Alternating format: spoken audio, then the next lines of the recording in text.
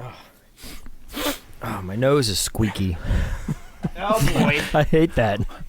Welcome to the guild. Oh, I can't do it.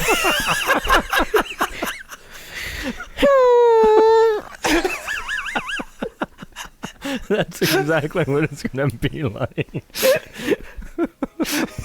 On this episode of the MacGuffin Guild, 5 friends go for a break in a remote cabin where they get more than they bargained for, discovering the truth behind the cabin in the woods. This 2011 horror mystery thriller stars Kristen Connolly, Chris Hemsworth, Fran Kranz, Jesse Williams, Richard Jenkins, and Bradley Whitford. Directed by Drew Goddard. We're going to talk about Taglines, the return of Debra, the works of Drew Goddard, the definition of treatise, horror tropes and cliches, and being home alone to death. We'll dig into the cabin in the woods betting board, the coffee mug bong, muscular Jesus, Nancy from Nightmare on Elm Street, and the insane kill count. We'll also get into truth or dare, friend group dynamics, the husband's bulge, Pop-Tarts, mispronouncing 2-syllable names, and if you would kill a friend to save the world. I'm Pat Doherty, and as always, I'll be joined by my fellow MacGuffins, Justin Jones and Mike Antonio. Our theme song was written and performed by Jordan Vincent. You think you know the story of the cabin in the woods. I raised you better than this. And welcome to another episode of the MacGuffin Guild. Was that loud? Do I need to work on my volume? No, it's fine. I don't know. Welcome! Are you not entertained?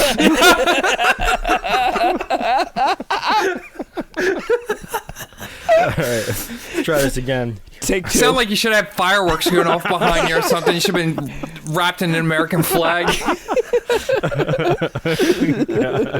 Oh, shit. And welcome to another episode of the MacGuffin Guild. I am Pat Pinhead Doherty.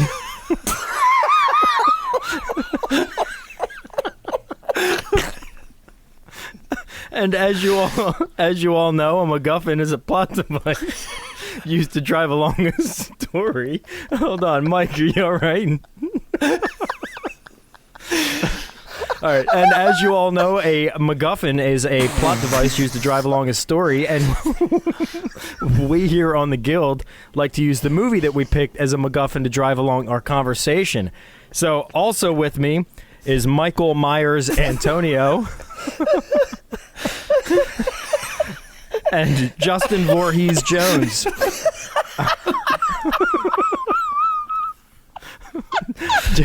Justin, how's it going? We're breaking out the classics. I'm good. I'm in so much pain right now.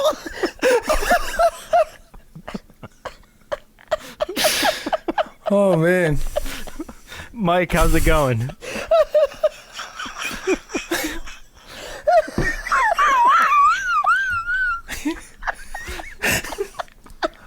Are you living in a womb of reefer? Oh my god! Oh my god, Pat! What the hell?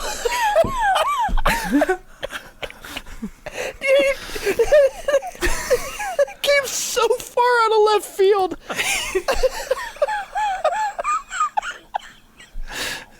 I feel like we're gonna have to re-record this intro. It's gonna be 25 minutes of us laughing at Pat saying Pinhead. Oh my god. Alright. Oh shit. So, Mike, how's it going? Pretty good, Pat. I like how you just get right back into... Oh, my God. Oh, shit. All right. So woo. everybody's well? I was. Yeah. I'm excited about this episode. Clearly. You know what I want this episode to be? I want this episode to be a celebration of the horror genre.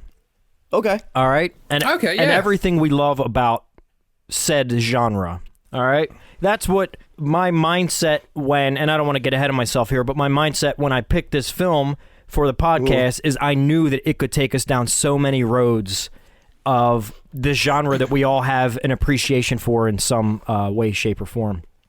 So, anyway, shall we get into it?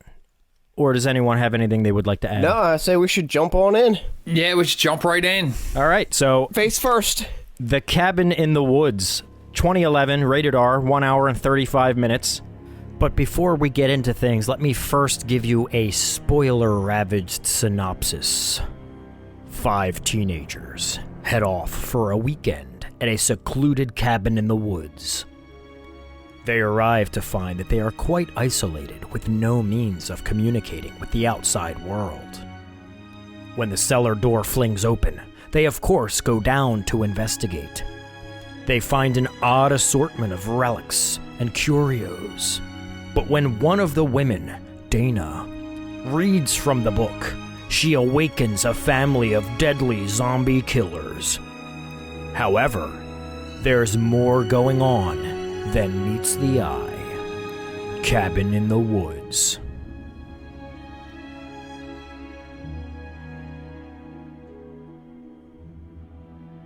Directed by Drew Goddard, which I did not know a lot about him. I've heard his name, I've seen it around, but it wasn't until prep for this podcast that I even looked into him. So he's only directed a few things, but he's written a ton, and so his directing credits are The Cabin in the Woods was his first film, and then Bad Times at the El Royale, he did that one as well, which that was a good flick.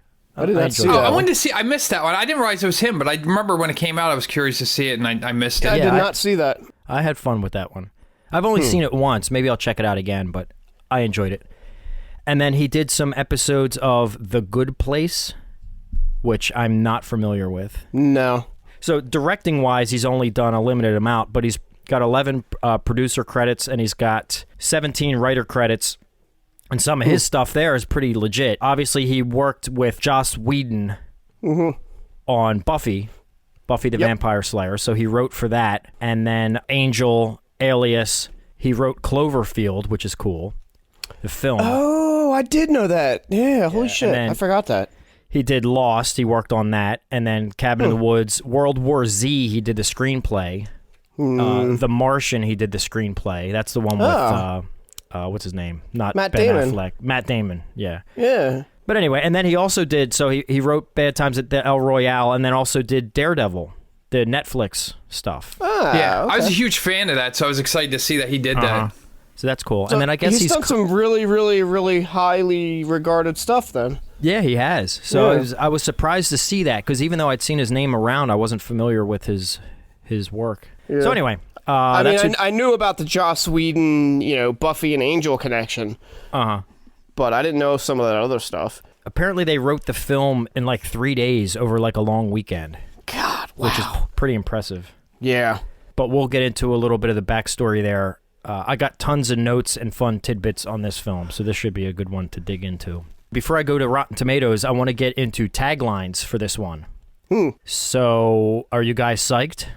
Yeah. I'm ready, man. They better be good. They better be worth the anticipation. All right, here we go. In no particular order. If you hear a strange sound outside, have sex. That's one of the taglines. All right, here's another one. If an old man warns you not to go there, make fun of him. Quaint abandoned property. Sold. Here we go. If the basement door swings open, go down there.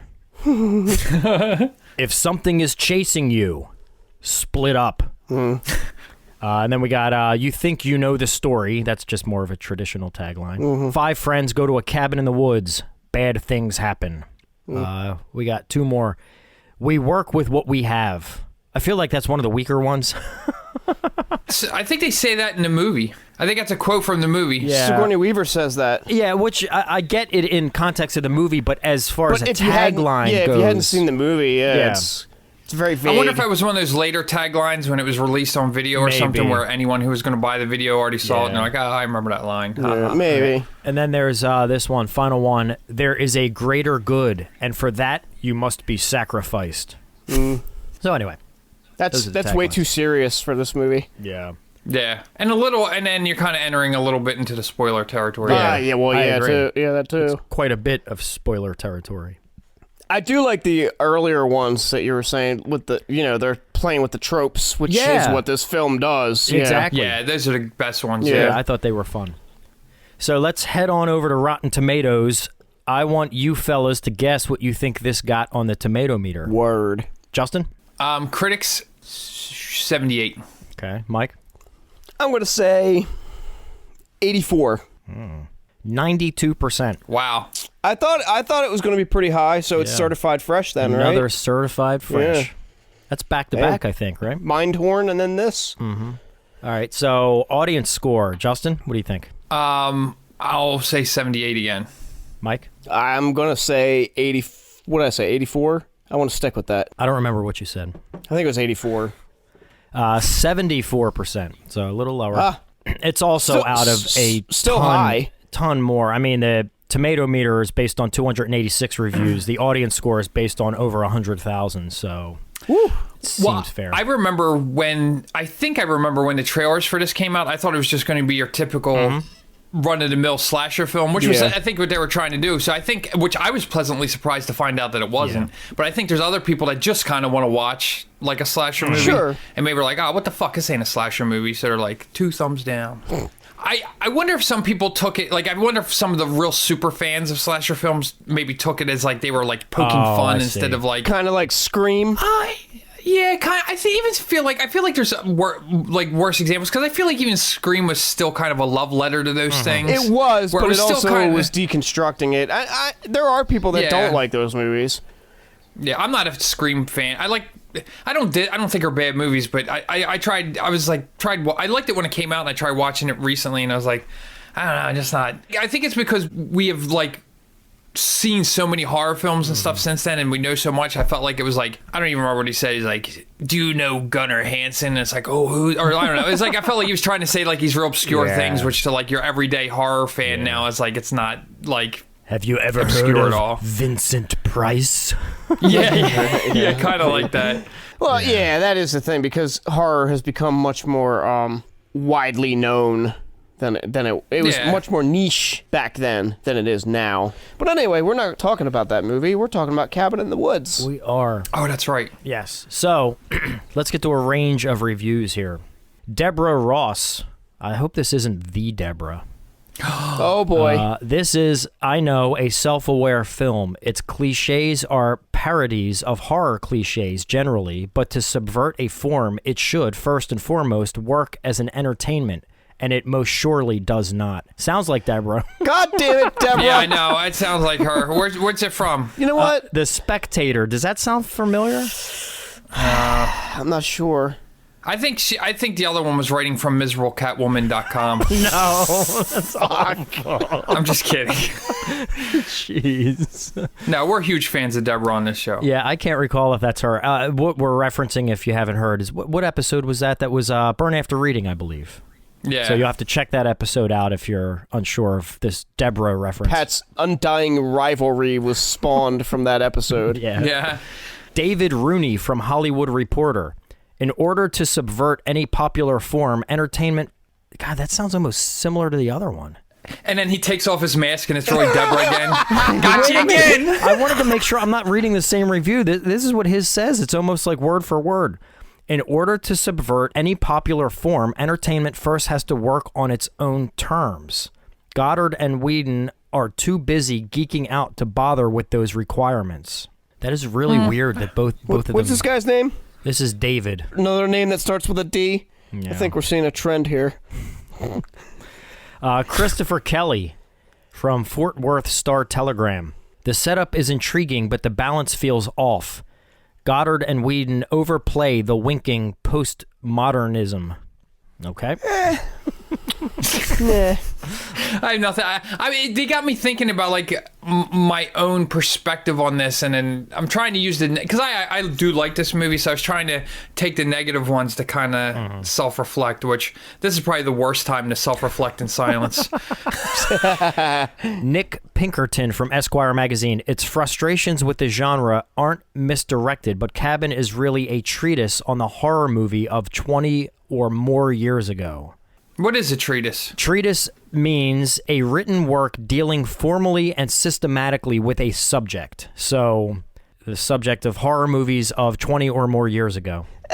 Which, again, he's not wrong, but I do think there's been other films that have come out even in the last 10, 15 years that have been deeply inspired by those movies. It's not like the genre went away for 15, 20 years. Oh, well, I think you gotta remember that, like, a person that's writing that is going to be an adult generally.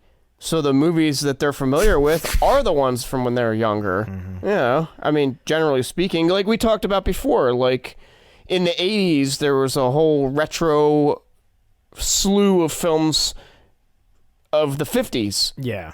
And now they're kind of doing, now like it's the hip thing to do, like 80s. I gotta be honest though, like since Scream, can you guys think of another film in the horror genre that has deconstructed the horror genre and what's fun about it until this film again?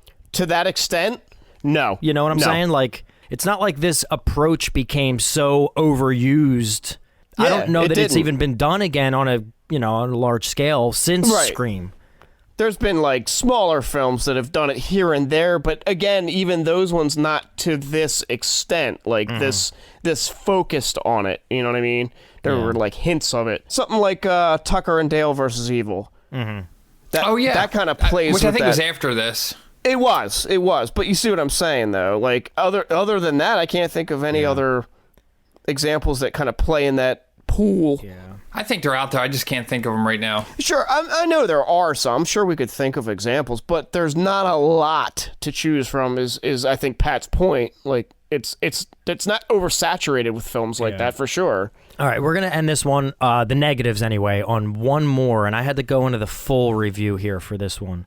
This is Jim Lane from SN&R news review. I'm not entirely familiar with this site, but anyway. 5 20-something pals take off for a weekend retreat where they are set on by murdering zombies. Producer Joss Whedon, who co-wrote with director Drew Goddard, has built a career on making silk purses out of sow's ears.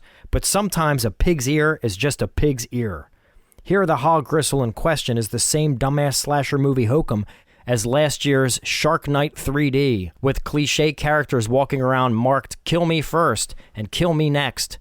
Press materials warn reviewers against disclosing the movie's secrets, quote-unquote, but anyone with an IQ larger than their shoe size will see it all coming an hour ahead of time. Whedon is on probation now. He better be extra good from here on out. Chris Hemsworth, Kristen Connolly, Richard Jenkins, Sigourney Weaver, and others struggle to make this turkey fly.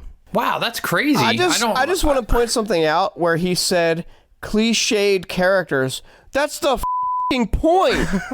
Yeah, they were intended to be literally the point of the film. Yeah, exactly. What the f***? And we can dig into this as we go, but the powers that be behind all of this madness in the film are taking people that don't necessarily fit those roles and making them blend more into those cliched roles. Yeah. Yes, You know? exactly. Like you have the smart guy who's not necessarily a full-out dumb jock, but they kind of lead him into being that dumb jock. And you have the dumb blonde who's not really a blonde, and they make her a blonde, you know? Yeah. And the virgin who's not really a virgin.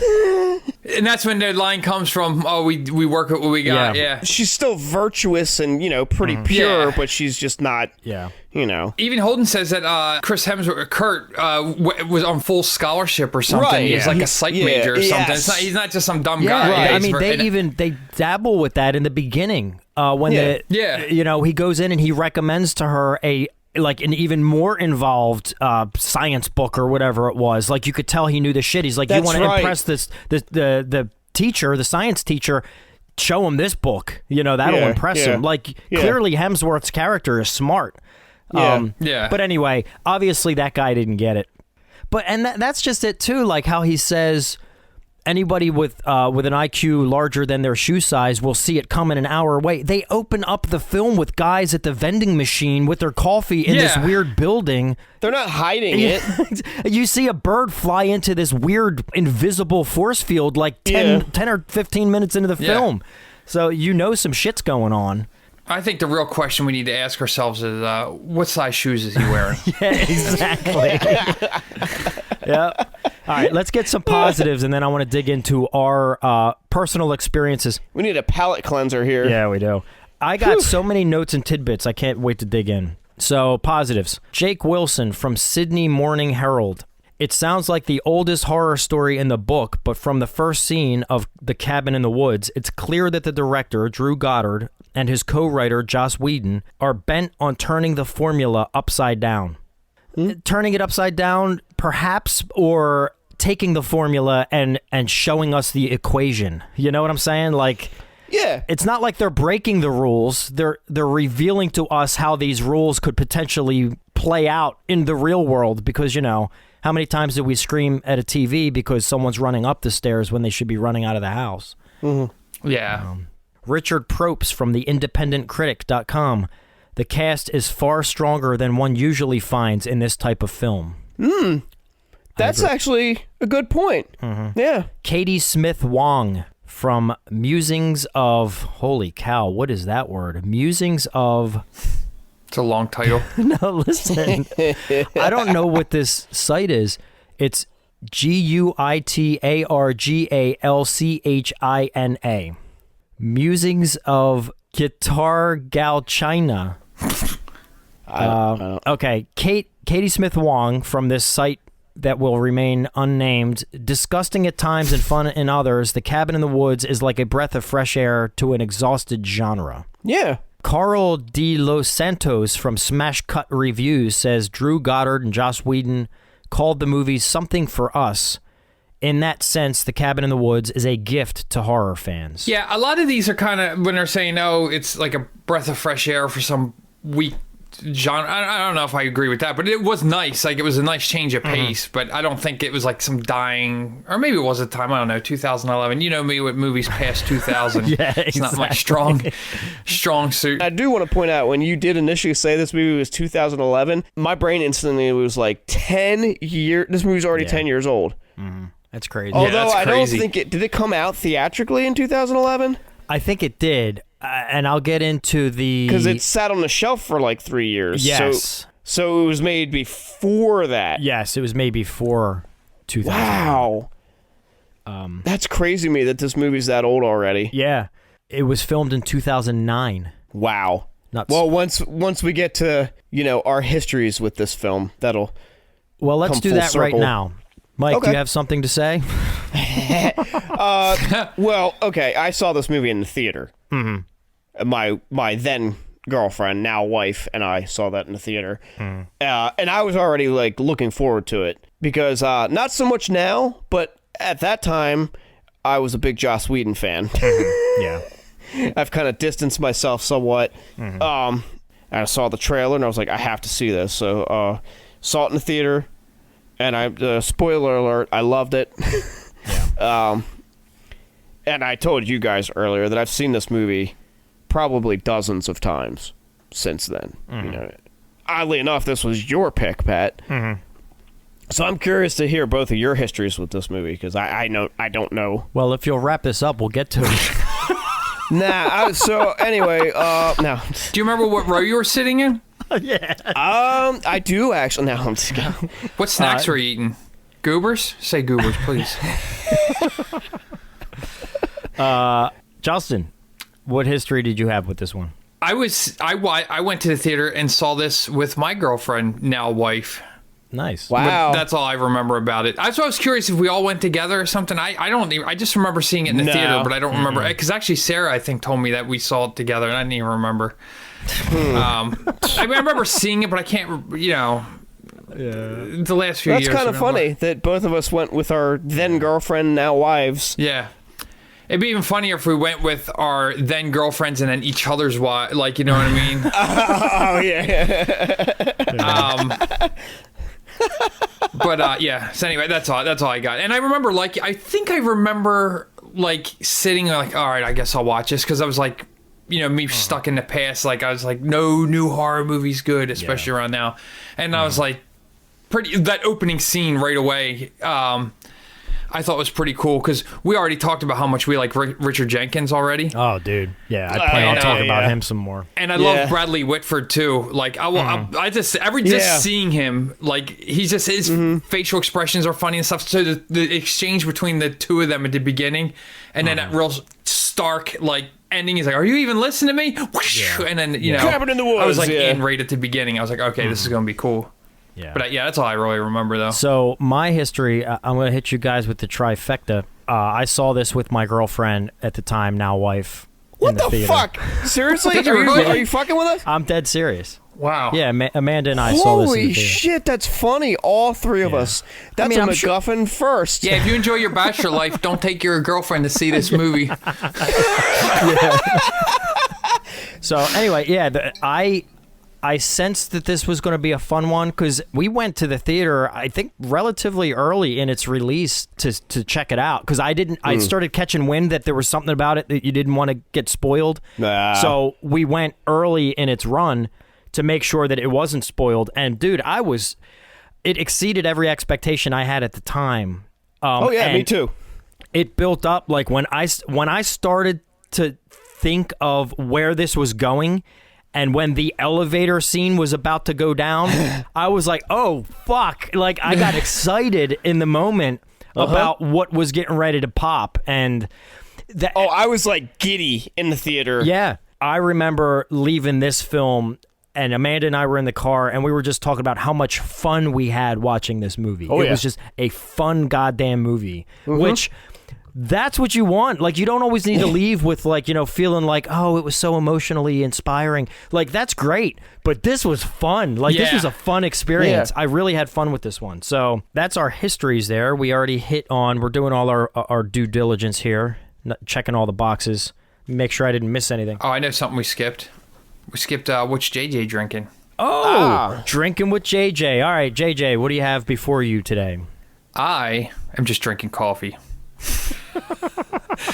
I'm working on about 4 hours sleep, and I'm burning out. So yeah. Well, you know what you could say though. You could say that you are drinking coffee inspired by what it would be like to be camping in the woods right now by a bonfire. That's true. By the cabin in the woods, right? Yeah. It was coffee that was heated over a bonfire. Yeah. An open flame. Yeah. I have my camp coffee cup. No, I'm not using it. I'll use it on my next cup. I'll dirty an extra cup. But just for the sake, yeah. Like your aluminum cup or whatever it is. Yeah. It's like tin or whatever it is. Tin. Yeah. So, all right, so just coffee, nothing spiked in the coffee, nothing. Not yet. Maybe when we get past our third break, I'll come in. I'll slide in hot for the last section. Coming in hot. Yeah. All right, so here's what I would like to do. Unless you guys have anything specific that you want to touch on before we dig into anything, I have a bunch of pages. I'm not going to call them Pat's points because these are kind of different. These are not technically my points. I've gotten these off of the internet, mainly IMDb, if not totally. So unless you guys have anything to add, I would like to get to some of my not Pat's points. Not Pat's points.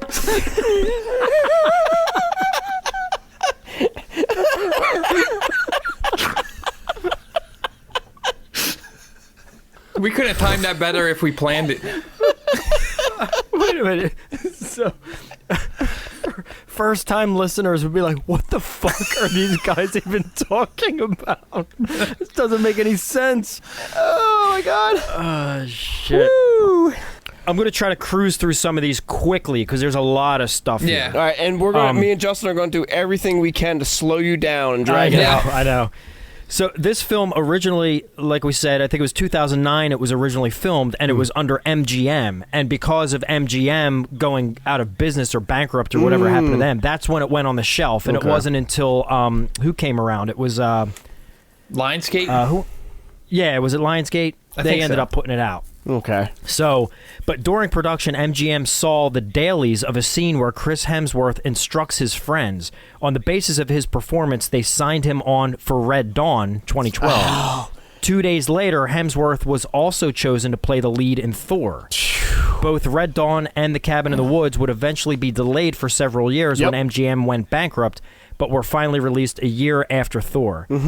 It was either, there was one scene he was in the cabin before they walked down the hallway and he got gassed and then said that they should split up. It was either that scene or it was the scene right before the dirt bike moment that was the one that like people were like, Hemsworth is going to be somebody. And in fact, I think Joss Whedon was the one that recommended him through the MCU for playing Thor. Oh, okay. So apparently he had that MCU connection because he was, you know, I don't know when well, no, it would have been well before Avengers, but I guess he already had the connections with Marvel Studios. But anyway, he was somehow involved in that. Okay. All right, so The Cabin in the Woods, obviously there's a scene, again, spoilers, above and beyond spoilers, because there's no way that you're going to be able to listen to this podcast and not know what happens. Yeah, you need to see this movie first. Yeah, this is honestly one I think you should watch. Yeah. You should definitely watch first before you listen to this, because it'll be a fun ride if you don't know anything about it. Exactly. So definitely go do that if you haven't watched it yet, and then come back and pick up at this point. So we all know that there's that betting board in the facility that all the staff is betting on what monster or killer is going to be chosen. So among the possible choices on the facility's betting board are the following. You ready?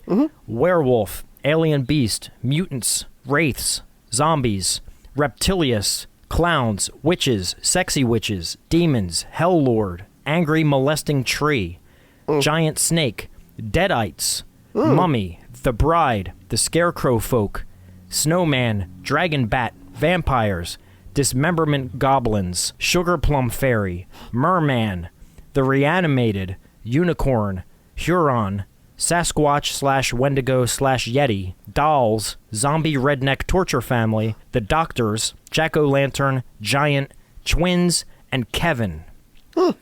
So, a lot of fun things, and some of them, like Deadites, and Angry Molesting Tree, that's another one that's plucked straight from the Evil Dead. Yeah. And, of course, Hell Lord is Pinhead, Hellraiser. Yeah. Also known as Patrick Doherty. And also they mentioned, what was it? What did they call this one? Which was probably like Reptilicus. Yeah, Reptilius. Yeah, Reptilius was probably just Reptilicus, if you ever seen that. Yeah, I've heard of it. I've never seen that, but I'm familiar. A lot of fun Easter eggs in there for fans of the genre. You could sit and look down that list and think about connecting them to films within the genre. But some of the additional monsters not listed on the whiteboard, but seen, either in the cells or later on when everything was released. A giant tarantula, 2 dogs or wolves, a large frog, a giant centipede, an obese man, 2 different blob-like creatures, a killer robot, and a trio of KKK members. I didn't catch that one. I did catch the robot, because the robot had like tank treads or whatever, and it had like a buzzsaw thing. It was going around like sawing stuff. I did see that. I don't think I saw it, but I think Sarah mentioned it because she said something about chopping mall. So I wonder if that's kind of like that. I saw the Killbot. Yeah, it was like going down the steps at one point. Yeah, I would totally see that being chopping mall for sure. Yeah. So Whedon and Goddard created over 60 different types of monsters that were created specifically for The Cabin in the Woods. How fun would that have been? Oh, dude, my it would have been God. awesome. Yeah, and again, even still, everything I just rattled off, there's still more that wasn't even mentioned, which the is creepy great. clown. Yep, the clown. Yeah, there's a ton.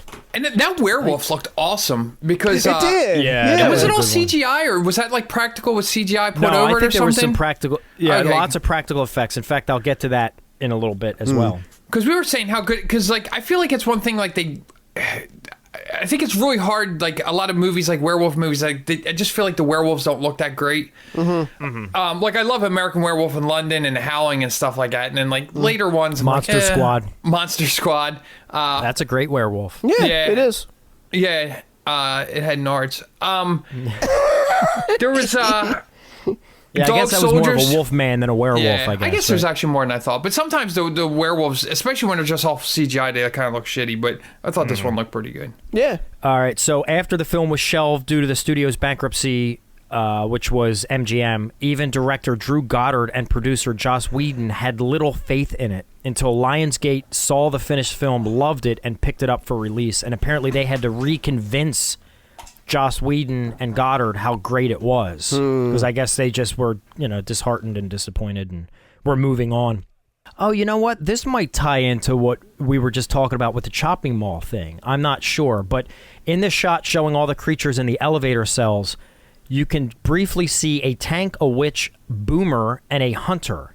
Ah. 4 of the special infected Left 4 Dead. from Left 4 Dead. Yeah. Their cameo was to coincide with a planned tie-in expansion pack for the games where players would have to fight their way through the woods, the cabin, and the facility from the movie. Unfortunately, the tie-in was canceled when MGM's financial problems hit. So that's pretty cool. Okay, so the thermal coffee mug bong that was the character Marty had, played by Fran Kranz, who we'll get to him in a bit.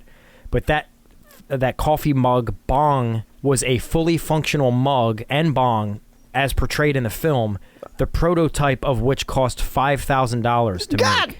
damn! So that was a legit thing. So it's a fully functional, like, actual, not just a prop, it actually is a real it actually item. works. Awesome. Yeah. So, Mike, did you have something to say about Fran Kranz? Just that I know he was. When I saw this film, I was already a fan of the show Dollhouse, which Joss Whedon created, and Fran Kranz was in that show. He was a big part of that show. Yeah. Since then, he was great in this movie. He's really good. Another movie he was in that was pretty good was You Might Be the Killer, which has I heard of that. Which has a Buffy alum, Willow, Allison Hannigan. Oh, okay. The 2 of them are in that movie. They're like kind of the main people in that. Okay. Yeah. Yeah, we're going to get to some Buffy bits here in a little bit as well. During the lake scene, talking about Fran Kranz, during the lake scene, the only student not to jump into the lake was Marty, who remains fully clothed on the dock. This was partially due to Fran Kranz noticeably being in as good, if not better shape than the other male students. In the commentary for the film, the writers joke that he was ripped like a muscular Jesus. And they said if Marty were shown being that fit, it would ruin the character. This is partly also why Marty wears baggier clothes in the film. Interesting. Because they're trying to hide his physique, yeah. Sarah told me that, and I do think there's one part later on where I think it's after he like hacks up the one in the elevator or something where he's kind of leaned over, and I think you kind of see he seems like I was like he looks bigger than I really? remembered him, and then afterwards she read that I was like, oh, okay, that makes sense. Oh, nice. During the elevator ride scene, when Dana realizes that they have chosen their own creatures to hunt them, she is looking at what appears to be a Cenobite, which is a creature known from literary works and films by Clive Barker. The Cenobite wears a black latex-like outfit and has multiple saw blades inserted into its skull. It also holds what is known as Le Marchand's box in the form of a spherical puzzle similar to the one Kurt was trying to solve in the basement. The most famous Le Marchand's box is the Lament configuration, which appears in Clive Barker's Hellraiser. The Lament configuration serves as a gateway that summons the Pinhead along with other Cenobites from Hell to punish those who solve the puzzle. Correct. Yep. But something interesting about this is the being with the golden sphere is in the credits is called Fornicus, Lord of Bondage and Pain. Oh yeah, I saw that. I thought that was awesome. Fornicus. That's awesome. All right, so I'm going to keep zipping through these. When Jules kisses the wolf head on the wall, the wolf's tongue is covered in powdered sugar to give it a dusty look and to make the scene more tolerable for Anna Hutchinson, the actress.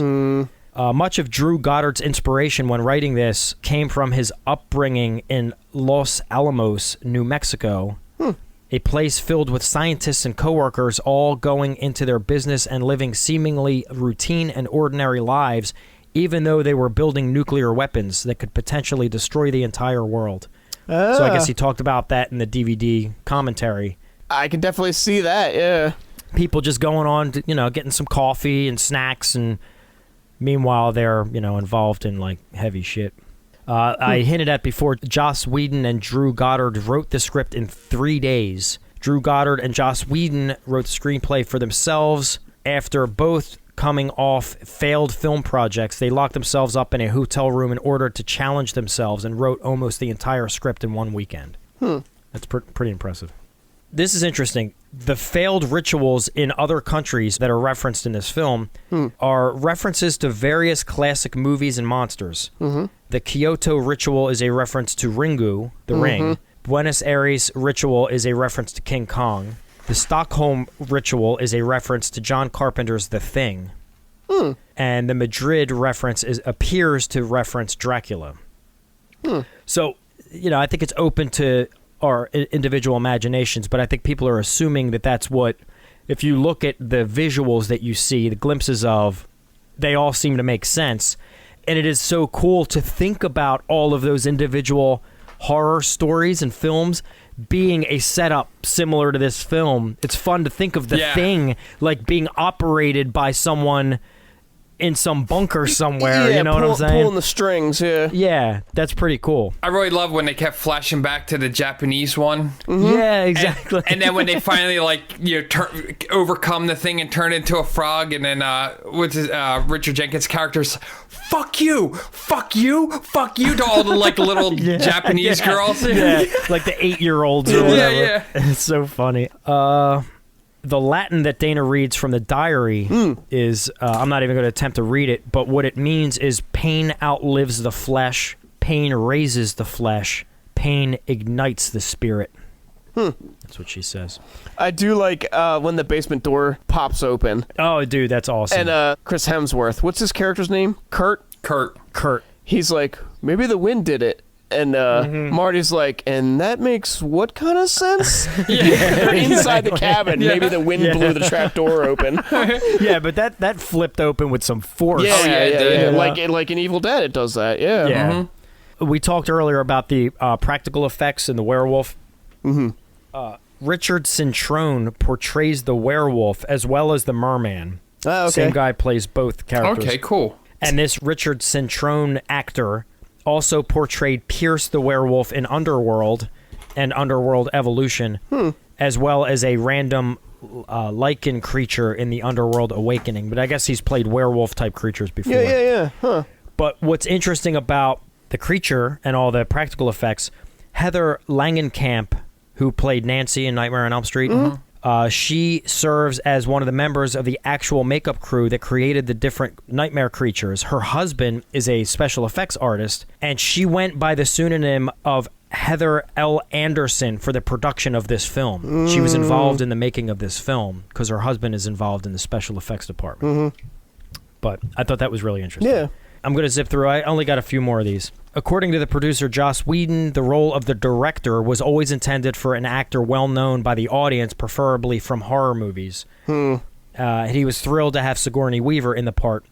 Weaver, in turn, was excited to finally be in a film that featured a werewolf. I guess that was something that she... That's funny. Jamie Lee Curtis was considered for the role of the director, but it ultimately went to Sigourney. I think Sigourney's better. I mean, personally, I think... For that role, yeah. Yeah, for that role, I mean. I could see Jamie Lee Curtis pulling it off, but I do think Sigourney has that level of... professional presentation. Yes. She has a sternness to her. Yeah, sternness. That's a good word. Yes, yeah, totally. According to the director, the scene that tested highest with the audience was the merman sequence. Oh, come on! Yeah. That was great. They finally got to see the merman as he was getting murdered. Many of the scenes that take place in the control room were shot on location in an actual office building. As such, the production team had to shoot many of those scenes at night when the location was vacant. So those weren't sets. That's cool. Yeah.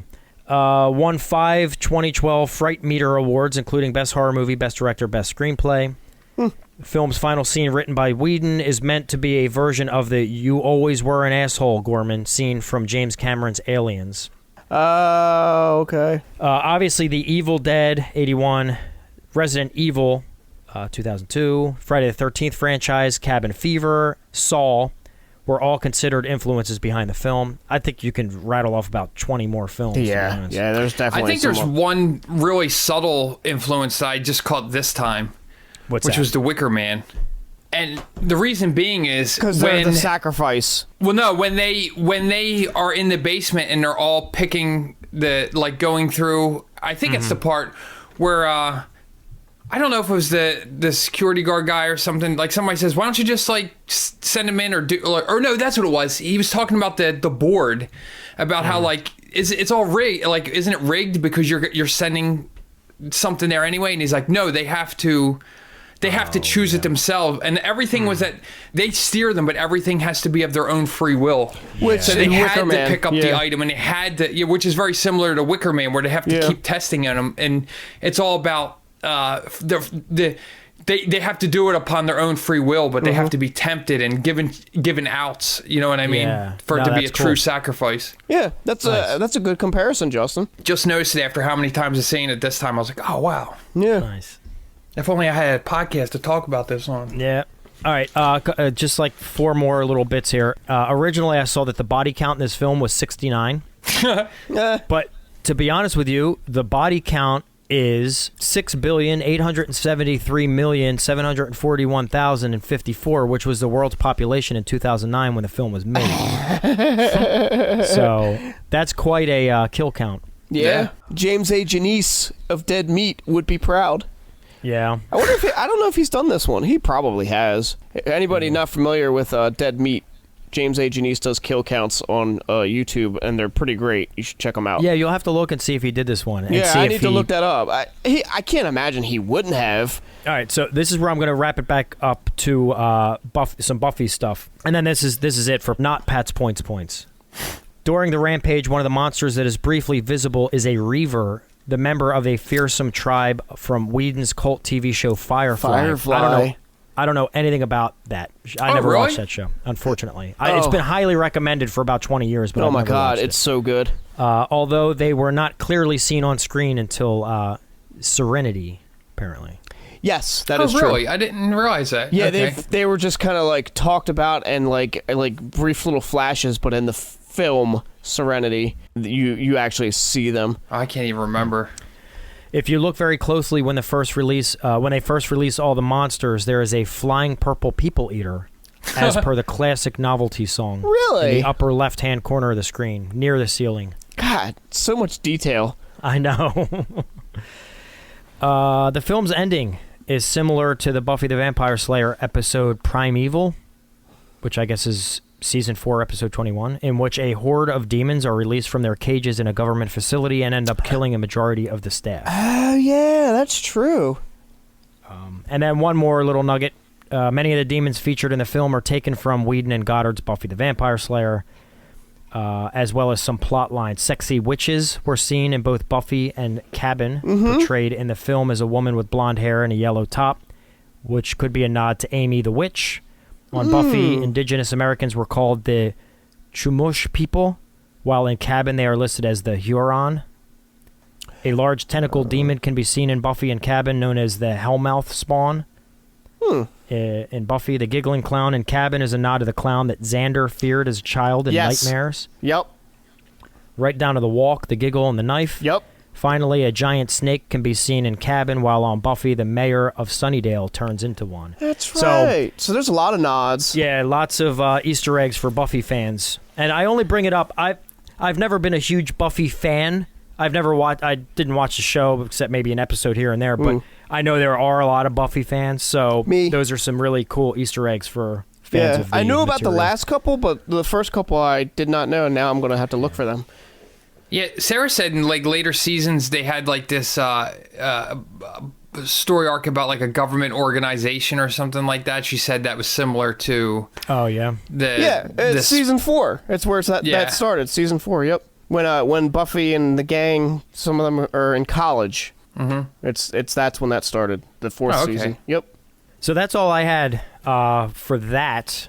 So I guess what we can do now, I don't want to quite get to Pat's points yet because I feel like I just rattled off enough points to fill that space.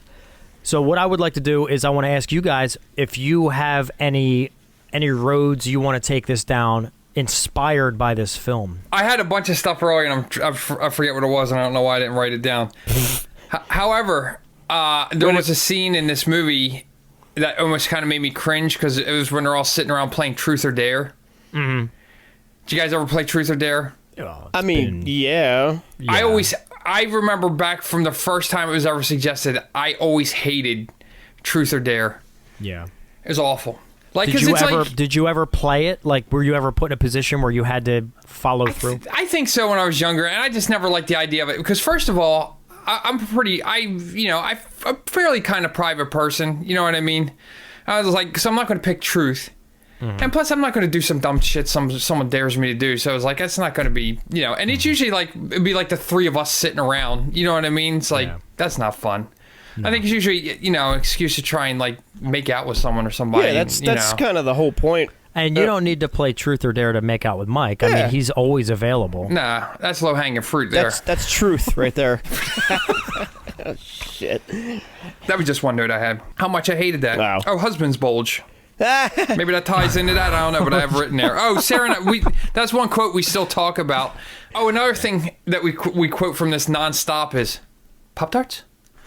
Did you say a Pop-Tarts? Oh, that's right, yeah. Yeah. I had puppeteers. And she goes, puppeteers? And he goes, Pop-Tarts? Did you say Pop-Tarts? Yeah. Just the look on his face and everything where he's serious. Mike, you might know from the other shows, is that guy really that nasally, or is that a voice that he did for the show? Because I saw an interview with him, he didn't seem that nasally. I'm like, that's pretty amazing. He plays it up, yeah, definitely. Okay. Yeah, he's kind of going like this a little more, like putting a little more snot in his voice, I guess. Mm-hmm. Yeah, for sure. Acting? Yeah. Acting, yeah. I do have a question I want to ask you guys, but I don't want to do that yet. I want to save that for a little further down the line. Okay. Like after we're done recording? Yes. Yeah. No. No. Okay, so we'll do this then. I only have one, unless, Justin, are you finished the couple little points you have? I believe so, yeah. Okay. Oh, here's the other thing. Sarah brought this up, which was kind of interesting. This is Sarah's point. So she said it's pretty interesting when you think about how the dynamic of how there's five of them, and one's the athlete and one's the but she said there's always, with every dynamic of friends, like not specifically those particular categories, but everyone's kind of starts falling into some, like somebody, somebody role. Becomes kind of like the brainy one, and someone kind of becomes like the practical jokes, like, you know what I mean? Everybody kind of starts falling into these roles, and I feel like if you're in different circles of friends, sometimes that there's a like, you might be, the funny one in this group, but over in this one you're the smart one, or over in this one, you know what I mean? It's kind of funny how people just naturally evolve into those roles. You're right, with one exception. What's that? Mike is the fool in every group. In every one. It's true. No, but the five categories in this film, and the tropes of horror films, is whore, athlete, scholar, fool, and virgin. Yeah. So those were the five. Yeah. But no, that is interesting how that happens. Yeah, the group dynamic changes. Yeah, I've had separate, I've had the group of you guys and that whole clique of friends, and then I've had other groups that, where there's slightly different vibes, or maybe you all met through different circumstances. So, like, this other group of friends isn't necessarily like a horror movie music kind of group, but it's a different group. So I find myself like there's a different kind of like pecking order. Yeah, yeah, for sure. It's interesting. Well, it's funny too. Like with you guys, like we've been friends for a long time. We kind of pick at each other and have jokes and and do all that, like pick on each other a lot and that kind of things. But then and we talk a lot, to each other. But like when Sarah and I hang out with the Murder Club, which is our for those who don't know, is a group of friends we have that we meet up with once a month to watch horror movies and they go on stuff. Killing sprees together. Yeah, we go on killing spree. Pretty basic stuff, weekend stuff. But they're all super really like big personalities and they're hilarious and everything. So most of the time I'm just sitting back and listening to like everything they're saying. You know what I mean? That's weird to me to picture you in that position. Yeah. Yeah, I mean, we still kind of rib on each other a little bit, not as much as we do, but I wish they had a podcast. I would listen to it all the time because they're just like the stuff they come up with is hilarious. Mm-hmm. So, and just like even at parties and stuff, because that's one Bruce, we go to this big Halloween party every year, and sometimes I just love sitting there just listening to him tell stories. I just like listen, just the way he tells stories and stuff like that, and I'm just like. listen. I feel like do more listening there, where here I'm more just like getting drunk and talking over you guys. But not tonight, though. No. All right, so let's do this then. I want to do Pat's points, and then I want to get into. I know Mike has a question he's been wanting to ask, and I have some roads I want to take this down, which I think could be really fun. So let's do Pat's points. So Justin, you want to lead me in?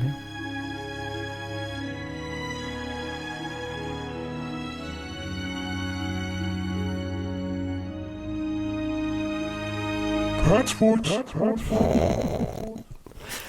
Thank you. I got to spice it up every now and then. Oh, I feel like we need to talk a little bit more about Richard Jenkins and Bradley Whitford because they are a great. Like I would watch like a cop duo series with them in it. Like those two guys were really good together. Yeah. Oh, I like both of those characters a lot. Pat, real brief before you get into those two characters. There's another character that's with the two of them a lot in the film. The girl, I don't know the actress's name, but she's like the lab girl or whatever. She's kind of in the room with them a lot. Potentially Amy Acker. That's it. She is also in Dollhouse. Okay. She was in the place with Fran Kranz. Okay. So both of them were regulars on that show. So I thought that was pretty cool that both of them were in this movie. Yeah. And she was also an angel. Was she in that? Okay. I've never watched... Yeah. Surprisingly, I've never watched Angel. As big of a Buffy fan and Firefly and all that, I've never watched Angel. Although I have the entire series on DVD and I've never watched it. Oh my God. Yep. The entire series on DVD. Yep, the whole box set. Oh, jeez. But I've watched Buffy all the way through like 3 times and I've still never watched Angel. And my wife's name is Angel. Yeah. That's something else. I can say this, though, that this podcast, again, I say this all the time, but one of the things that I've learned through this podcast, and I really appreciate, I have a newfound love. Actually, yeah, it's not even newfound. It's just new. It never existed before, but I have a love for Richard Jenkins. Oh, yeah. I've seen him 1,000 times, but he never really got me. And now once I watched back a couple weeks ago, we did Burn After Reading, and I just fell in love with his character. And now seeing him in this, I got excited when I remembered he was in this. Yeah. And he's really good in this too. He's great. In a totally different way. Yeah, so now I just want to watch more and more and more Richard Jenkins stuff. I just think he is so great. You should watch Step Brothers then. I'm gonna have to. I'm just gonna have a weekend. I'm starting to realize who doesn't like him though. Debra. Debra. Jeez. I think that's the key. Yeah. Oh my God. Yeah. I wonder if there's some scorned lover situation there, maybe back when they're in high school. We'll have to look into that. One scene in particular that is really great with Richard Jenkins and what's the other guy's name? I'm sorry, I'm drawing a blank. Bradley Whitford. When they're talking to the Harbinger on the phone. On speakerphone. Yeah. And they're just laughing uncontrollably. That scene is amazing. Mordecai, the Harbinger. Yeah, Mordecai. Yeah. Okay. Yeah, that was a great scene. All right, so real quick then, I don't have much here because I already got so much shit out. We talked about the basement door blowing open. That was great. The Buckners, they were interesting. Yeah. I was going to say, out of all the things that could have happened, there was a lot of undead in there. There was zombies, the redneck zombie family. There was reanimated. And there's some other things I can't remember. I should have listed them off when you wrote them off. Deadites, I guess. Yeah. I do love the part where they're making out before she takes her shirt off, and she says, or maybe it's him that says, it was Jules and Kurt. They're making out. And I think Kurt's trying to convince her, and he's like, "We're all alone." And then it cuts to the lab filled with a crowd of guys just watching. Just standing there in dead silence, staring. Yeah, it was so great. And then I love when it cuts back, finally when she takes her shirt off, it cuts back to Jenkins and Whitford sitting there at their monitor, just deadpan, not saying a word, staring. Just Vegas. Come on, baby, show us some boobies. Or something like that. Yeah. Oh, that was funny. Yeah, that whole scene when shit started hitting the fan, where you see the boobs, and then that leads right to the hand stab, and then the bear trap being thrown. Yeah. Like, that was quite an interesting weapon for the Papa Buckner to have, or whatever his name was. Husband bulge, we talked about that. That's popped up a couple times in this already. Dude, when I saw, and I love it, and Amanda feels the same way about the scene with the dirt bike. Like, that scene gets us every fucking time. What a classic scene. It is. Where you think he's going to be the hero, and then just smash in midair. It's so great. Even like that intentionally cheesy exchange they have where he's like, don't hold back. And he's like, never do. Yeah. Just fucking bounces off the wall. And just like tumbles down. Ragdoll body. Yeah, he tumbles, but you hear him continue to hit the wall on the way down. And it lights up as he's hitting it all the way down. Dude, what a classic scene. That was so good. The merman with the messy cleanup, and then I like how they showed a glimpse of that with him spraying the blood out of his blowhole. And his little tail's twitching. When they filmed that, they got the biggest tank they could get, and according to Whedon, apparently when they shot it, they knew they only had one take. So once they opened up the valve, they just let it go. And apparently the original take went on for like 9 minutes of them spraying that blood in the air, even though they only used like 30 seconds. Yeah. If that. Probably not even, Yeah. But I thought that was great. That's funny. So that makes you wonder, were they doing that in that actual building where they filmed, or was that a set? Because that's a lot of cleanup. Yeah. I feel like that control room looks like it was a set. Yeah. Like, just everything was so perfectly, even like the little levers when he opened like the little doors with the levers and everything, like everything was too perfect in there. Yeah, maybe it was like the coffee machine and the vending machine kind of scenes that were in the actual building. I'm not sure. And like when they showed the security footage of the different rooms where people were getting like attacked by the creatures and all. Yeah, and then final point. I like the line towards the end, I'm sorry I let you get attacked by a werewolf and ended the world. Yeah. That's just a great line. That is pretty good. But anyway, that's all for my points. So unless you guys have anything you want to piggyback off of involving the film, I say we use this film as a MacGuffin and see where it takes us. I did think it was interesting. I was watching this special features, and there's a part where Fran Kranz, I'm not sure how you say his name, but anyway. Fran Kranz. It's what we do here. Wouldn't be a MacGuffin Guild episode without a mispronunciation. Even a 2-syllable name we can't get right. We fuck it up. Yeah. It's bad.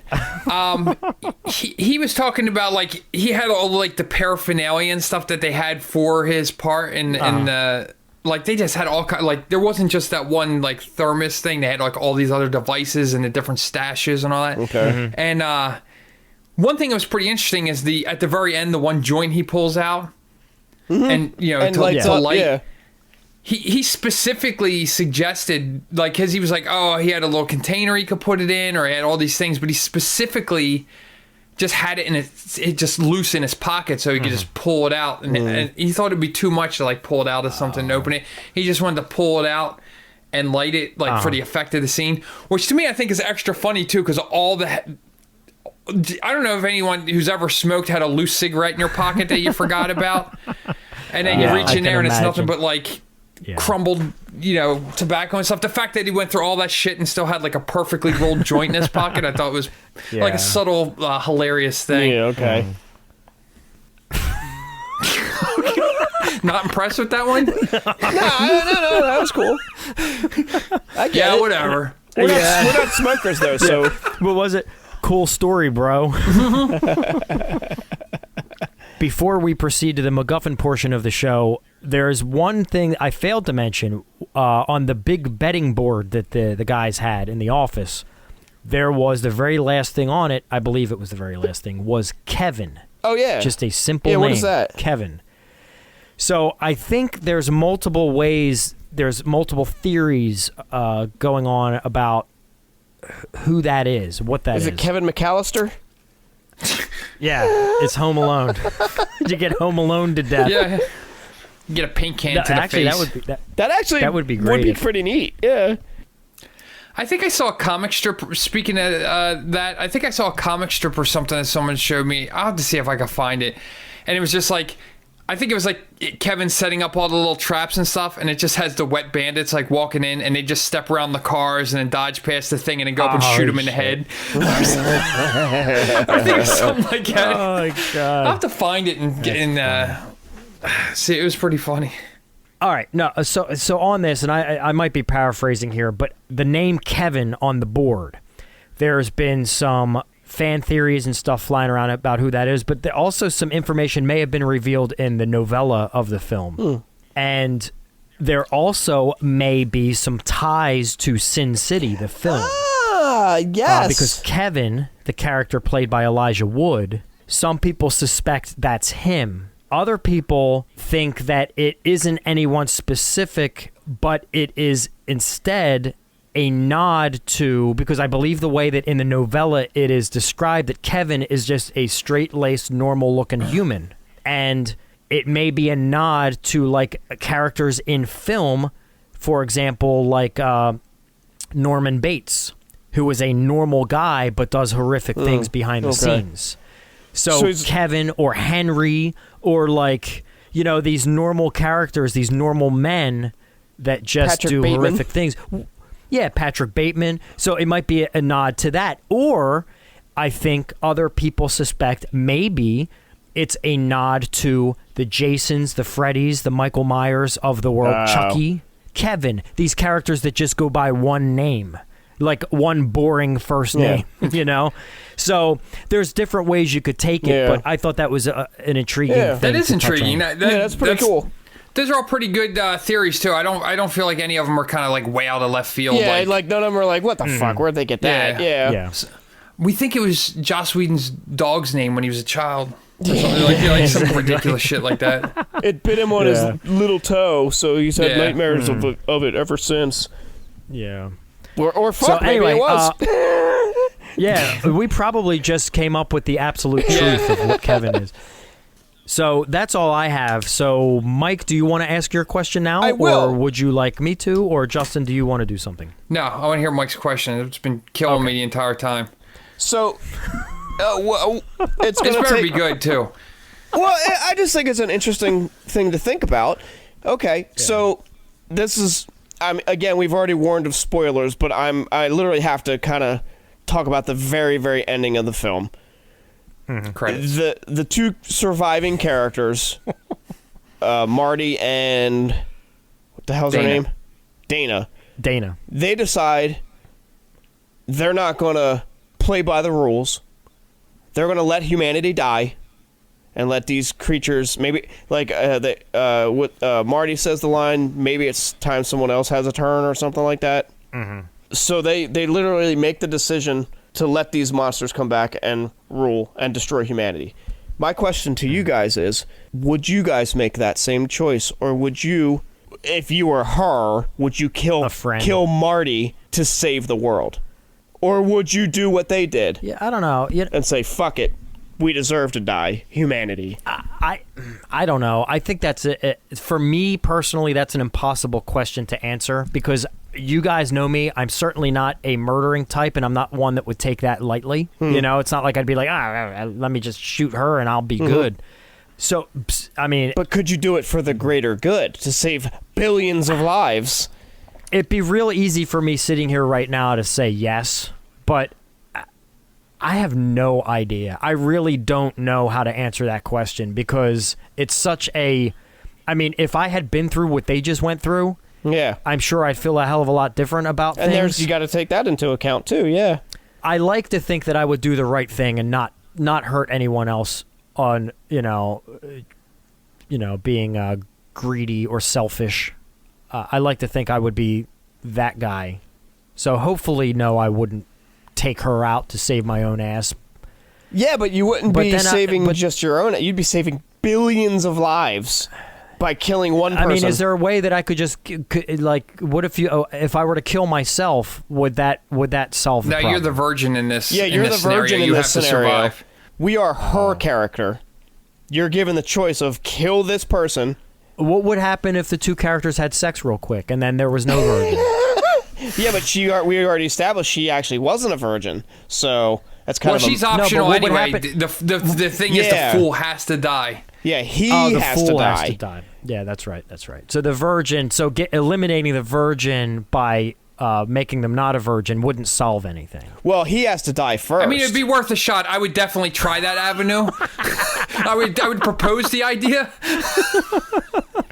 Yeah. Well, I would try that before just shooting her. Yeah. Wait, I know it sounds crazy, but just hear me out. I have an alternate plan that may just work. It might save everyone. It's going to require you taking your pants off, though. All right, so in that very precarious situation, Pat, you're not really sure what you would do? I don't know how to answer that because, I mean, I pray to God that none of us are ever put into that position where you have to decide. Well, I highly doubt we would be. Hey, let's not get ahead of ourselves. 2020 was crazy. 2021 isn't getting much better. Yeah, you have a point. Yeah. So, you never know. Yeah, Justin, what are your thoughts? I'd shoot either one of you right in the face for a Whopper Jr. and a pack of Pall Malls. Fair enough. I think honestly, I would probably just, I would just let the whole thing crumble, because I think at that point, Sarah kind of put it better. We actually, she asked me the same question, and we kind of talked about it, and she kind of said she hopes that if she was in that situation, that she would put her personal moral feelings behind the thing and not be swayed by, other issue,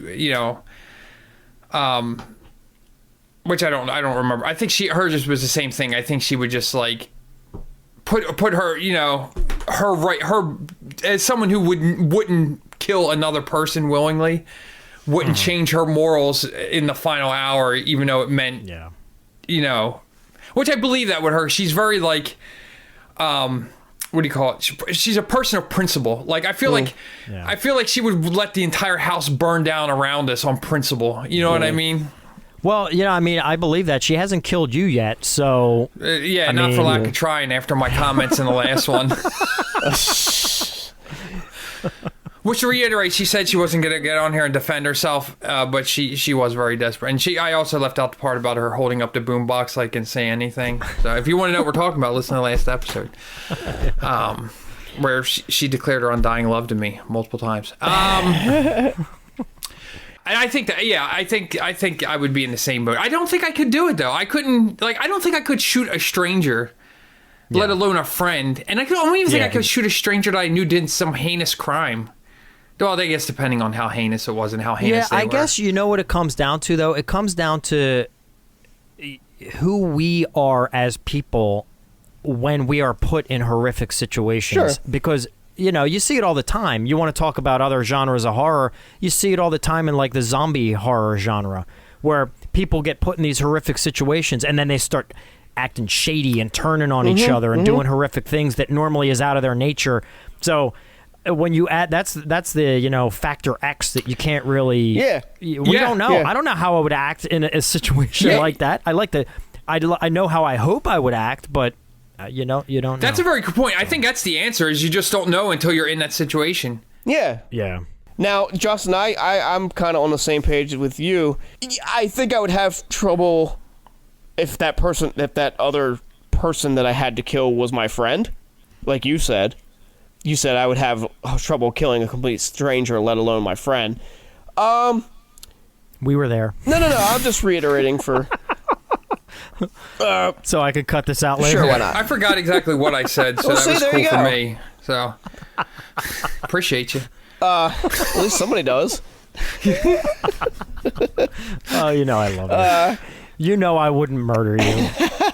I think we established that we don't know, but go ahead. Sorry, Mike. Saying all that, if it was someone who I didn't know very well and didn't have like an established connection with versus billions of people, man, that's a heavy weight. I think I would have to kill him to save the world.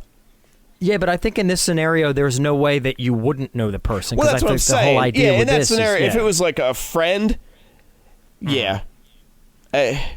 although that friend did just let me get attacked by a werewolf, so fuck them. They're dead. Yeah. Well, no, that was at that point. It was you had the chance, and then when she waited, then she got attacked by the werewolf, and then at that point they were already.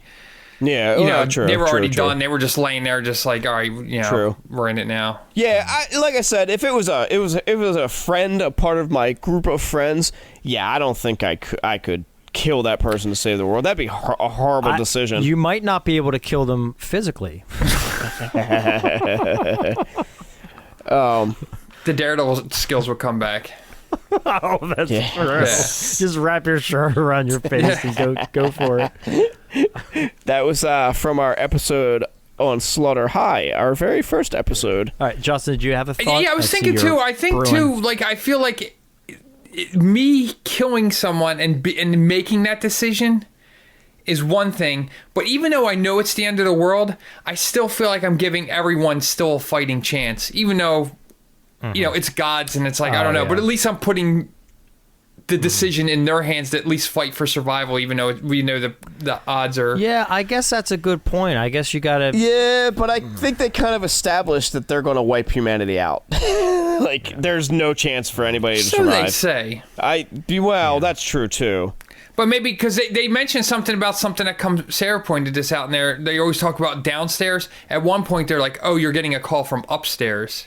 Yeah. So I wonder if there's, if you're on some. I think this is actually probably more like in the area of like Lovecraftian gods, where they're all just don't give a shit about us. But like when I think of like a being raised in a Judeo-Christian-esque type thing, that maybe there's a higher power looking out for you. Yeah. I'm thinking maybe it might be more like the Stand type issue where maybe it'll wipe out most people, but some people, I don't know, who knows. True. Huh. Anyway, good question. Is that the only question you have, Mike? That was it. Yeah, I just thought that was a really interesting thing to think about, and a difficult thing to think about. Obviously. Yeah, I don't know. The listeners should definitely shoot us their concepts if they would kill a friend to save the world. Yeah, let us know on our social medias. I have a question for you guys. This is one of the elements of this film that I found really exciting and what I really want to get into. If I were to ask you guys your favorite horror genre, what would it be? That's a very tough call. I honestly, I'm very big into post-apocalyptic, but it's not always horror. Yeah, I'm a huge post-apocalyptic fan too, but I don't know if I would consider that horror. I don't know if I'd. So I guess if I want to go, think it's closer to science fiction. It is. Mm-hmm. Now, if I wanted to go straight horror, though, I might actually have to say slasher. I'm a big slasher fan. Yeah, Justin. Mine wouldn't be slasher. It would be probably more. I think like it would either be. Like either dark comedy, like you know what I mean, like the horror comedies, or what's Joe Bob call it? Slimeball Glapola movies and stuff. Like I love Street Trash and Society and just like those weird. Oh, I do too. Yeah. I feel like those are ones I really enjoy. Like just like kind of, I don't want to say low budget, but like more independent kind of. Sure. I think those are my favorite though. Like I like other ones like Sarah. I think likes more like the art house horror movies. That's kind of like more her thing. Yeah. Yeah. Yeah. Mine would be. It's definitely slasher, but it's even a subgenre of that. I love, and it's not just because of this film, but I love, and I've said this for years. You guys know that is the camp slasher. Oh yeah. Sure. Yeah. I love The Burning, Friday the 13th, The Burning. There's something about watching.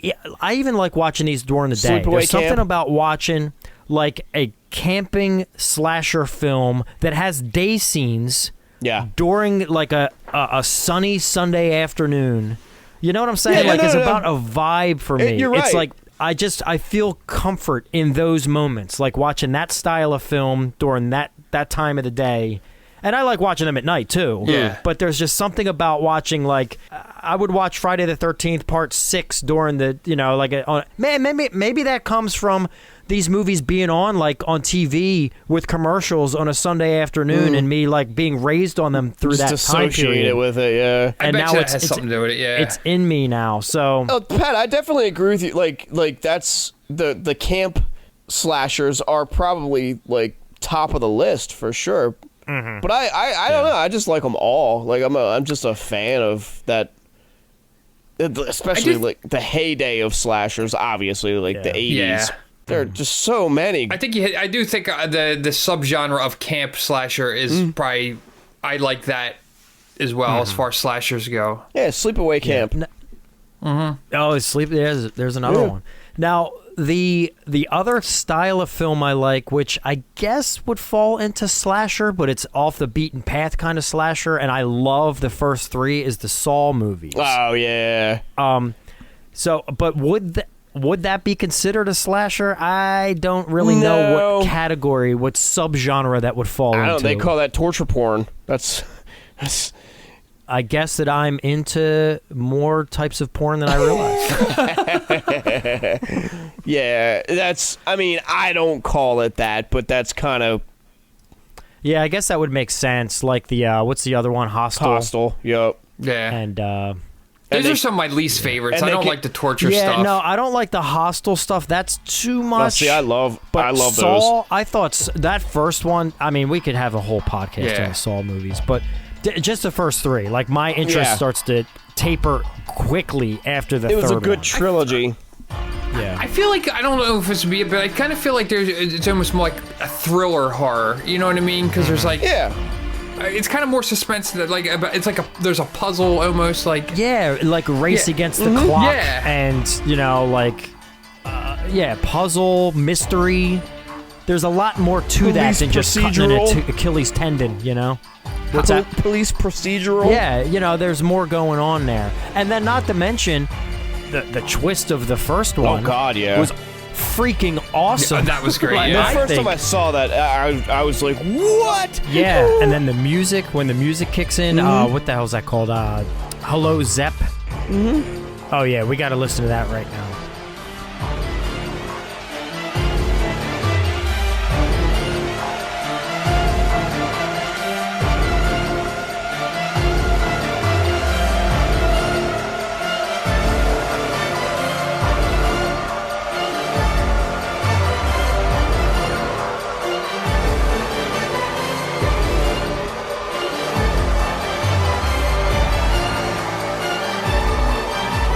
Anyway, where was I?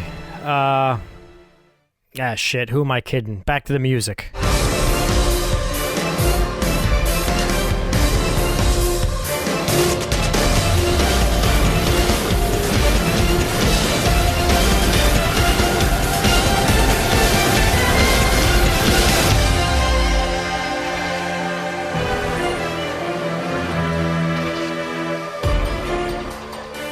But anyway, that was something I wanted to ask you guys. Yeah, that's a good question. And, there's so many genres of horror. You could, obviously, even amongst the slashers, you look at the slasher genre, and you have how many different variations and feels within that genre. Yeah. You have Texas Chainsaw Massacre, which is just raw and gritty and brutal.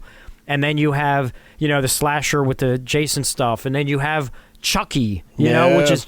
And Leprechaun, which are just like, you can have so much fun within all these subgenres and even like of the slasher. Nightmare on Elm Street is very interesting too because it's a slasher, but I think it's more than that because it's, I think, not saying I'm trying to choose my words wisely because I don't want to say slasher movies are dumb, but I feel like it's a little, it's a different spin on it.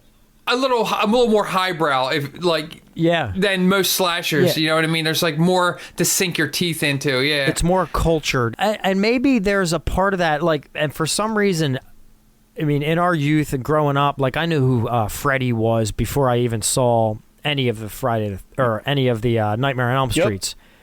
But even when I was able to start watching them, like I was more interested in that, like.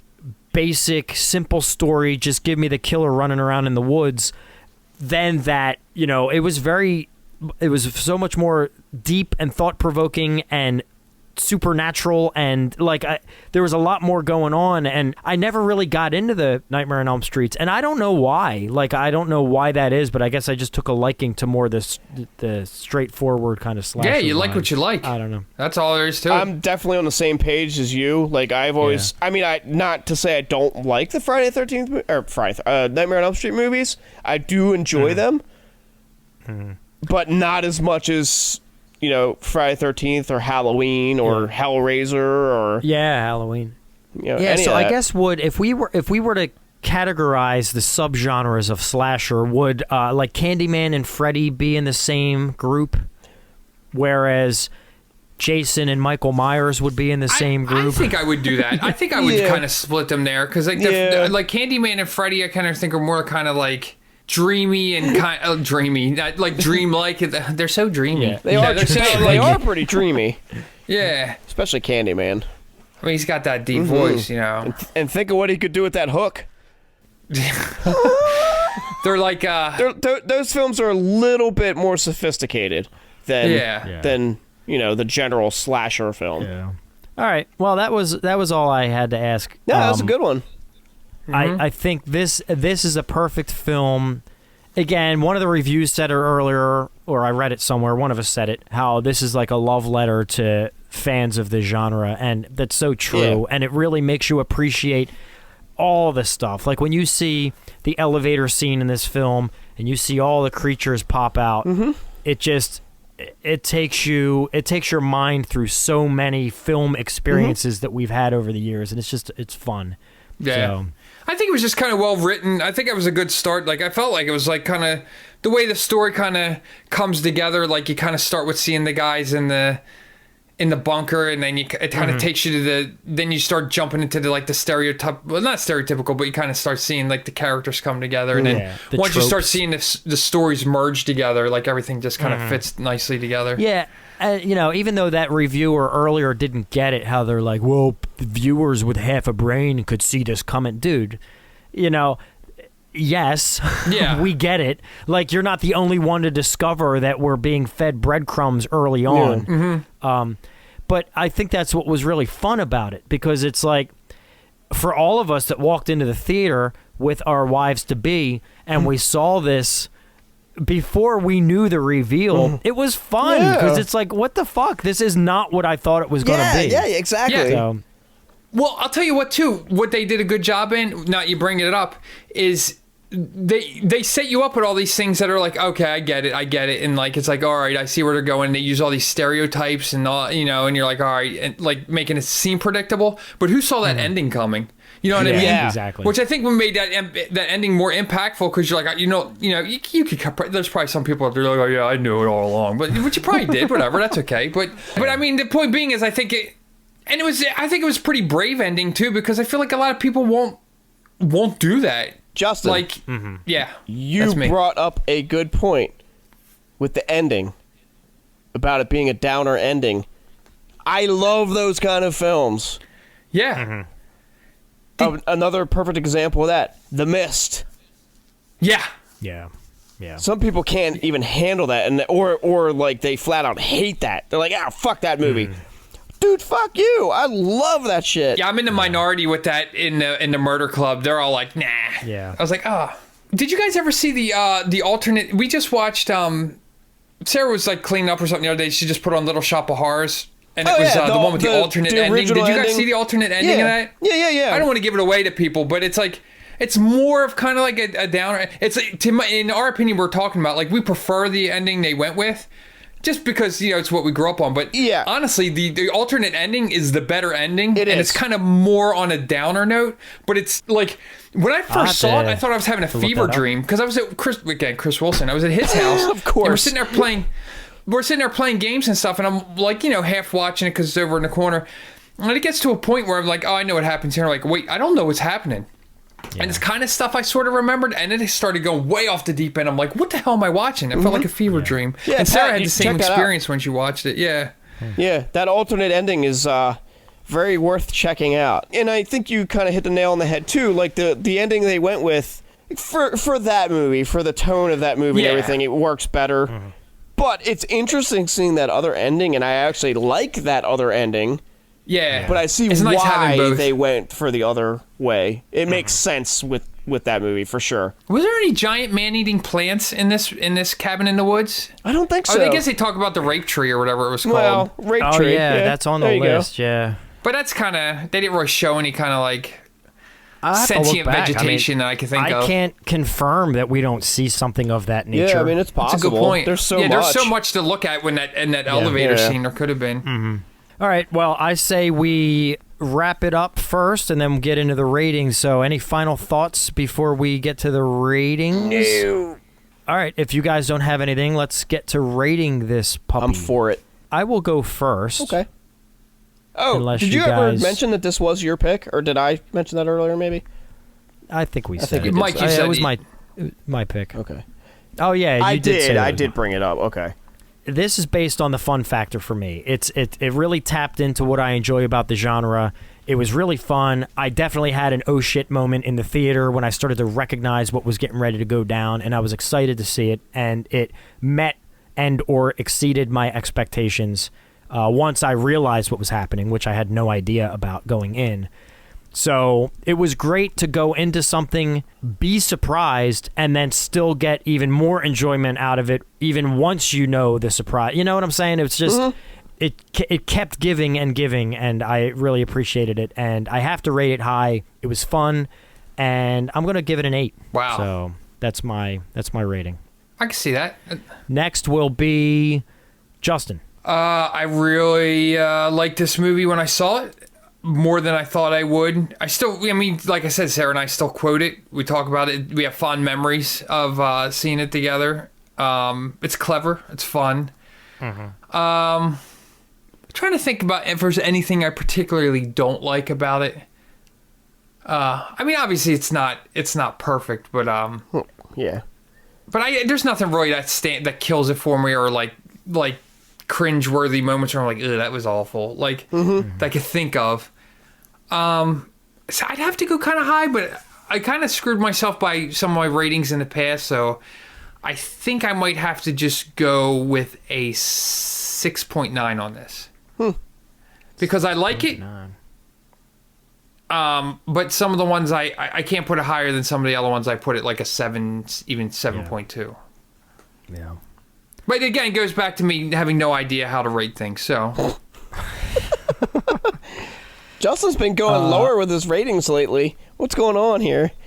He's recalibrating. It's okay. Yeah. He's balancing Mike. everything out. Didn't I give Mindhorn a 4? Oh, yeah. Yeah. All right. Pat, you mentioned it. I don't know if I said butt Pat. Pat, you mentioned it. Japat. Pat Butthead Doctor. Yeah. Seeing this in the theater was like that always most of the time enhances your enjoyment of a film, the theatrical experience. But I've seen it subsequent to that, and I still really enjoy it. And Justin, you brought up the fact that it was well written and everything, and I wanted to also and then piggyback off of that with what Pat had said, that it was written in a weekend or whatever, or 3 days or Yeah. so well written in a very brief amount of time. That's impressive. So it gets points for that. It gets points for all three of us going to see it with our girlfriends, now wives. That's awesome. That gets it points, really? Yeah, that's cool. Yeah. Well played, Drew Goddard. Hey, we've all said that nostalgia and personal experience know. play a factor in Yeah. our ratings. So, all that being said, Pat, I'm pretty on par with you. Real quick, before you proceed, maybe what's really going on here is the women in our lives are the ones pulling the strings on us. Have we thought about that? Oh, I already know that's true. Yeah, duh. I mean, come on, Pat.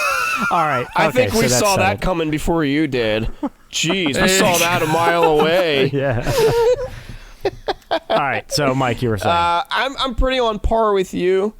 Yeah, but it blows my mind this movie's 10 years, or well, came out in a theater 10 years ago. Yeah. Jesus. I'm gonna go. I feel weird saying the same number as you, so I'm gonna go 7.9. Okay. But I was leaning toward 8, but I'm going to go a tiny bit lower. I kind of have that thing too, but it's like when I go out to eat somewhere with someone and we're all sitting around and I kind of want something and then somebody else orders it, I can't order the same thing that someone else at the table ordered. I don't know why that is. See, like sometimes I can. I'm more prone to order what I'm like, oh yeah, that sounds good. I'll have that too. Oh yeah, man, that's crazy. Yeah, There's some psychological thing we can get into. Yeah. Let's trash all this thing and talk the rest of this podcast and just talk about this for an hour and a half. Okay. Just kidding. So 7.6 is our average, which if you look back at Rotten Tomatoes, the audience score is 74%. So we're kind of right there, yeah. Right in the mix. Yeah, I think that's a very accurate number. Obviously. It is accurate. Yeah, I don't mean to keep going back to this, but Mike, when you laying in that couch, when the podcast is over, do you just pull up a little blanket and turn off the computer? I probably should. You look so comfortable. Yeah, you probably could just turn off the light. Yeah. Turn off your little lamp and pull up your little clapper. blanket. Yeah, just the clapper and you pull up your little blanket. Don't even take the headphones off. Just yeah. And his blanket is actually just one sock. There is a blanket right here. Like it's pushed down to the bottom of the couch here. Yeah. Okay, so that's all I have. You guys have anything that I think we covered. We didn't touch on. We covered a lot of ground here. Yeah. I drank a lot of coffee on a school night. Yeah. Yeah. Probably not a good idea. Yeah, when you need to get to sleep because you had none last night. Yeah. Mm-hmm. All right, so thank you, everybody, all the guild members who continue to listen. We do appreciate it and continue to interact with us on our social media. We are on Twitter, Instagram, Facebook, Discord. I think that's all of them. Yeah. And, yes, please go to Apple Podcast and drop us a little review or give us a star or two, whatever you feel. Unless you're feeling mean, in which case, shove it up your ass. Yeah, Debra and Dave, don't you dare go on there. I'm just kidding. So am I. Anyway. But we need to throw it in there, let people know. Yeah. No, but we would appreciate any feedback. I mean, even if you just go on our personal social media accounts, let us know what you think, your thoughts. We want you to be a part of this. And, we really appreciate it. Also, again, we mentioned earlier, go on our social media and let us know what you would do if you were in the for a living.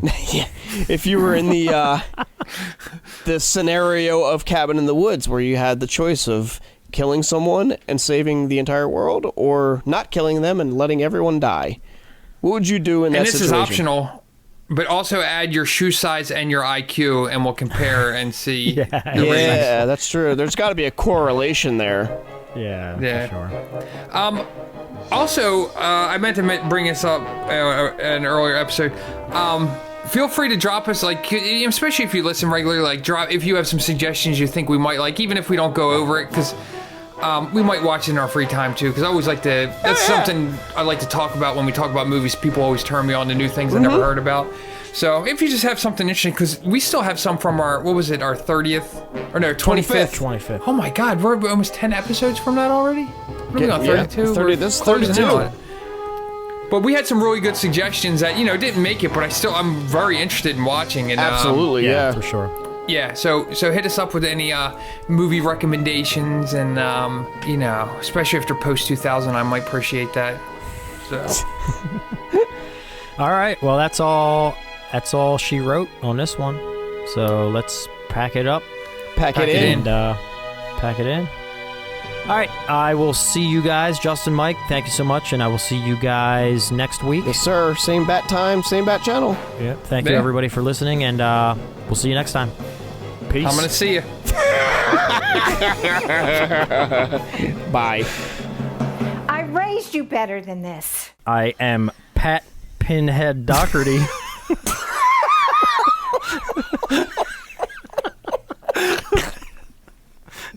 And as you all know, a MacGuffin is a plot device used to drive along a story. Hold on, Mike, are you all right?